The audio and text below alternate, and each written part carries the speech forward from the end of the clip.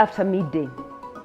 Do you think there's someone who wakes up and says, one day after midday, when I'm about the age of 38, 39, or maybe 45, I'm going to pack my things and I'm going to go and move back in with my parents? Do you think somebody wrote that as part of their dreams and aspirations?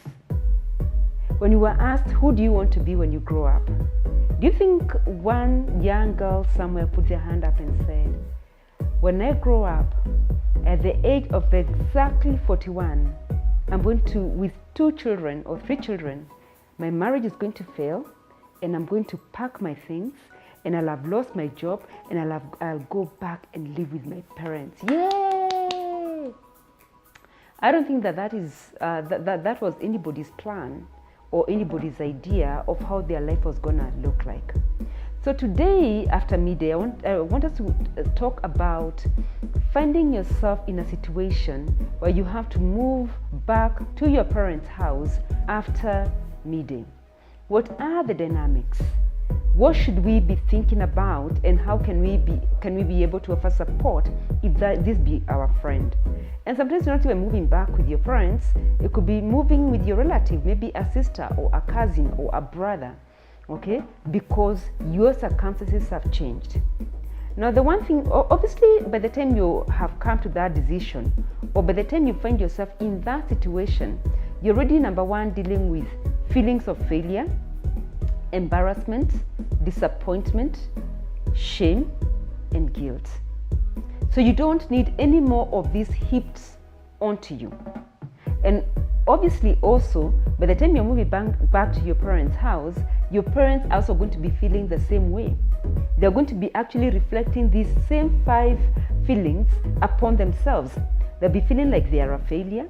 They'll be feeling ashamed, when their friends come around. They'll be feeling the guilt, or did I parent her right or not? Is it because of me? They'll be disappointed, okay, as well.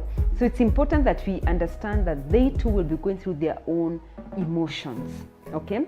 So don't be surprised that when you return back to your parents' house, that there'll be a bit of that tension that happens, okay? Them wondering how to handle you, okay? Don't start beating yourself down or blaming them. I think the mature thing to do will be to sit and have a conversation with them and say to them, yes, I want to come back and stay here and live here. I'm giving myself approximately a year, that is 12 months or 18 months or 2 years, for me to be able to find my bearings again. You can say to them, the reason I've moved back home is because my marriage has not worked. And they'll be asking you things like, hey, you've worked all that and you didn't have any savings. Now that may make you feel what you call, in Kenya we call it kiwaru. You feel like, how can you even ask me that? I'm at my lowest and then you can dare ask me if I had savings. Do you think I'll be here? You almost want to say that. But remember, they're asking that from a place of concern. The best thing to do there is to answer the question that you have been asked, not to answer the question that you have not been asked. That's a bus moment. Let's learn to be answering the questions that we are asked, not the questions that we wish we were asked, or the questions that we have not been asked.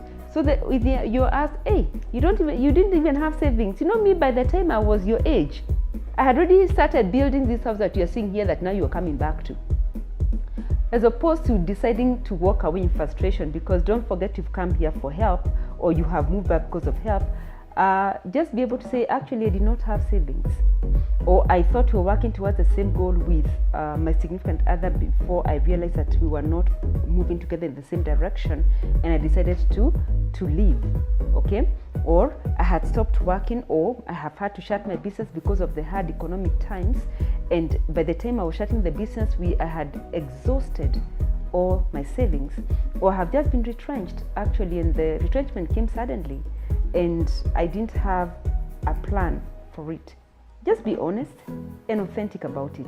And the most important thing is sit down and have the conversation. Most people don't have the conversation with the person that they're choosing to move back with, whether it's the sister, the brother, or the parents. they just assume it. I have come back, I've lost my job. When they ask, I've lost my job, no, give it the importance it deserves. And say to them, this is what I'm able to do when I'm here, and this is what I'm not able to do. And also let them know for what period of time you want to be given to be able to find your way back on your feet. And then start making intentional efforts to be able to get back on your feet. Make intentional effort. And here's the thing, ladies, because this after midday is for ladies. When you move back to your parents' home, please understand that is your mother's house. Okay, it is not your house. So don't go back there and start trying to make it your ideal house. The curtains that are there, work with them. They are her curtains, unless of course they are finished and they are really torn and you want to replace them, in which case you want to ask her what she would like, because it's whose house? Her house. It's not for you to start bringing the colors, your colors and preferences in terms of decoration. If she likes hanging, you know all those pictures that sometimes our mothers like hanging, different kind of religious symbols on the wall and all that. Imagine it's her house. Work with them, because that for her that was her dream house. Her dream house was to have a place where she's able to hang all those things. So don't go start pulling them down, changing the cover, the seat covers, unless of course I've said you want to bless her because maybe the ones that she has are older, in which case please ask her what would she like. Okay, and so her house. So if you're going to be living, yes, I know it's after midday and you're maybe 37 or 39 or 45, okay, or even 50. But if you're living, imagine you to tell her, I'm going and I'm not coming back today. She needs to know that. Otherwise, why should you just leave because now I'm an adult, I have to go?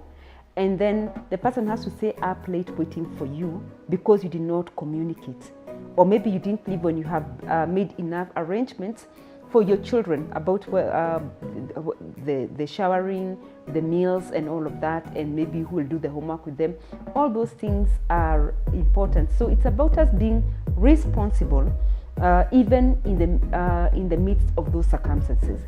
And for those of us who find ourselves on the supporting side, maybe this is your sister who's come back to stay with you, or your cousin or your brother, whoever it is, please invite them to that conversation.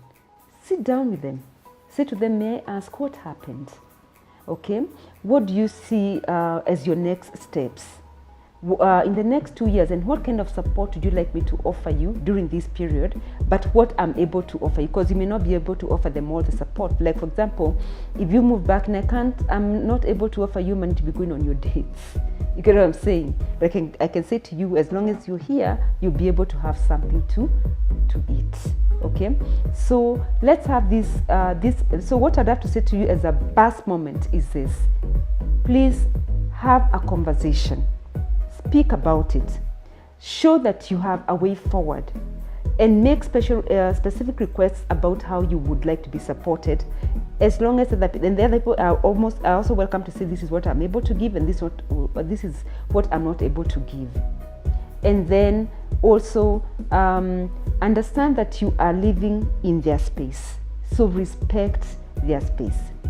And I want to close with these words from this movie that I watched. How many of you watched this movie that was called Girls Trip? I'm sure most of you have watched it. And in the Girls Trip, there's one of the girls who was being trained to be shamed and shunned and put down because she had gone back to live with her mother together with her 2 children. And I liked the response that she gave. She asked this question: what is wrong with me going to live with my mother? I love her.